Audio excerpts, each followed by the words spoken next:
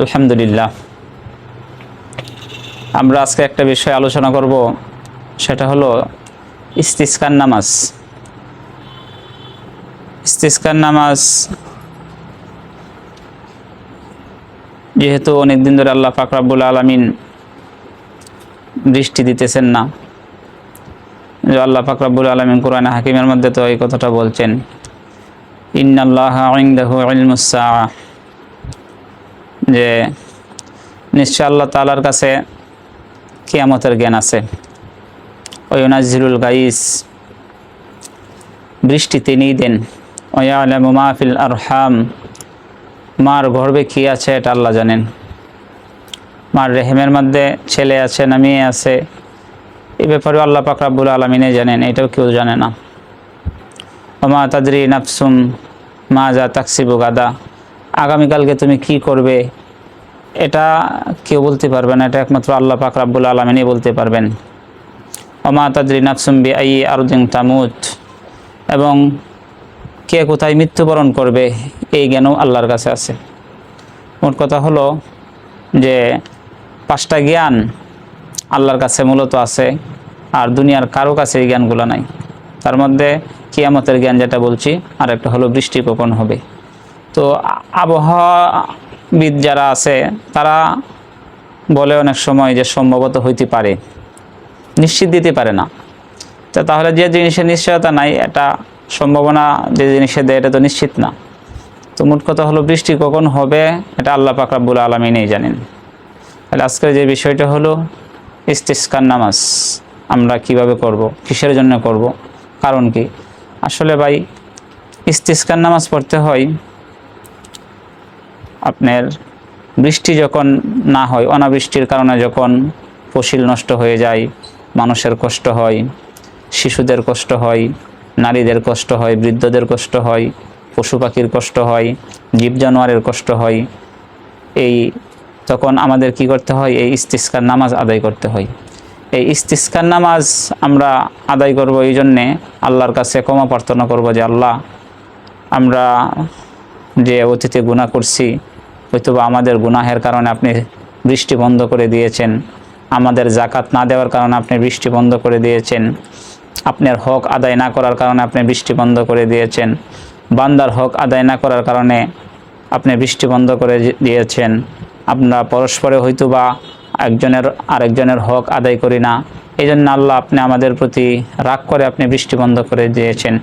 এই আল্লাহর যে রাগ করছেন আমাদের প্রতি, তিনি যে বৃষ্টি বন্ধ করে দিয়েছেন, এই রাগটা যেন আল্লাহ আমাদের প্রতি সহানুভূতি হন, রাগটাকে ছেড়ে দিয়ে আমাদের প্রতি যেন তিনি সহানুভূতি হন, এই জন্য আমরা ইস্তিসকার নামাজটা আদায় করব।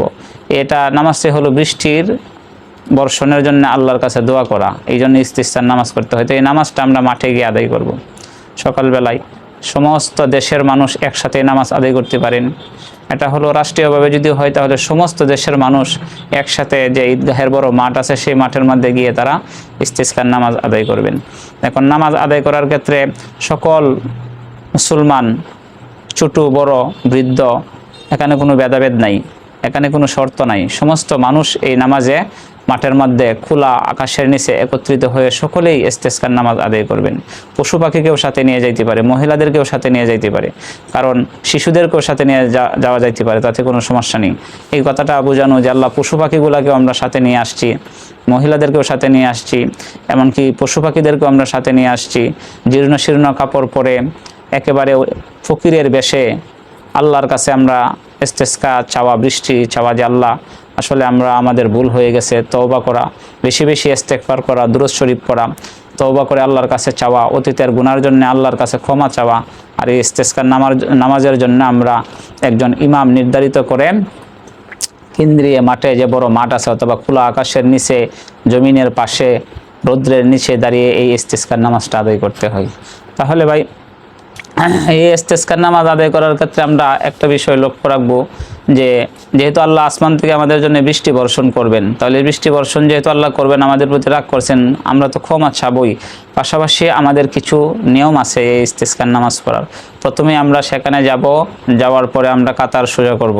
সকল মুসল্লিদেরকে বলবো আপনারা কাতার সোজা করুন, এটা ইমাম সাহেবের দায়িত্ব। তারপর তারা সকলেই সুন্দর করে কাতার সোজা করবে।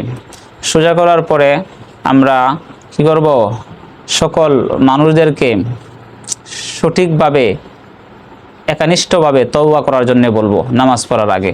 তারা সকলেই তওবা করবে, ইস্তেগফার করবে, তারপর নিয়ত করে আমরা নামাজে দাঁড়িয়ে যাব। নামাজে দাঁড়িয়ে যাওয়ার পরে আমাদের ইমাম সাহেবের পিছনে আমরা হয়তো বা নামাজ পড়ব।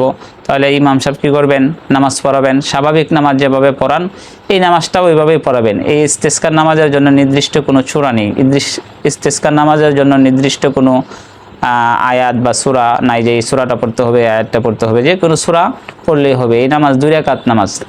তারপর 2 রাকাত নামাজ আমরা ইস্তেসকার ইমাম সাহেবের পিছনে আদায় করব। তারপর ইমাম সাহেব একটা খুতবা দিবেন। খুতবা দেওয়ার পরে ইমাম সাহেব আল্লাহর কাছে দোয়া করবেন।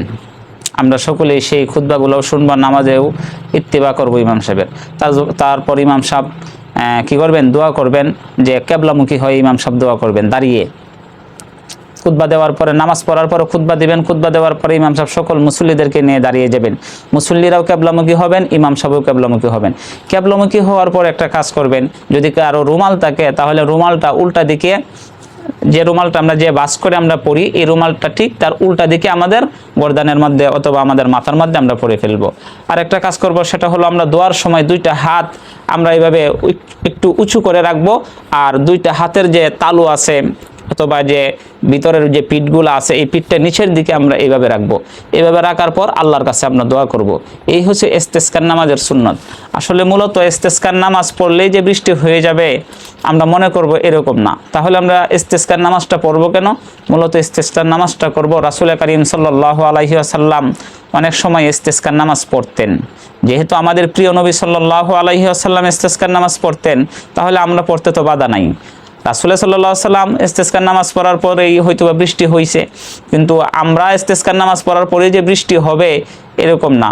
কারণ বৃষ্টি হওয়া না হওয়ার ব্যাপার হলো আল্লাহর। আল্লাহ তো জানেন যে বৃষ্টি আমাদেরকে দিবেন, এই বৃষ্টির দ্বারা আমরা লাভবান হব না ক্ষতিগ্রস্ত হব। যদি আমরা ক্ষতিগ্রস্ত হই তাহলে আল্লাহ বৃষ্টি ছাড়াই আমাদেরকে প্রশান্তি দিতে পারেন। বৃষ্টি ছাড়াই আমাদের কি যে গরমের যে অবস্থা আছে এটাকে আমরা আল্লাহ ঠান্ডা করে দিতে পারেন। তাহলে আল্লাহ যে মানসা আল্লাহ যেভাবে ভালো হয় আল্লাহ এভাবেই করবেন। আমাদের কাজ হলো, গোলামের কাজ হলো গোলামি করা। রাসূলের সুন্নত তরিকাটাই যেন আমাদের গোলামিটা হয়। আমরা ইস্তেসকার নামাজটা পড়বো, রাসূল পড়ছেন এই জন্য আমরা পড়বো। আমরা আশাবাদী থাকবো যে আল্লাহ পাক রব্বুল আলামিন আমাদের এই নামাজের কারণে কি করবেন, বৃষ্টি দিবেন।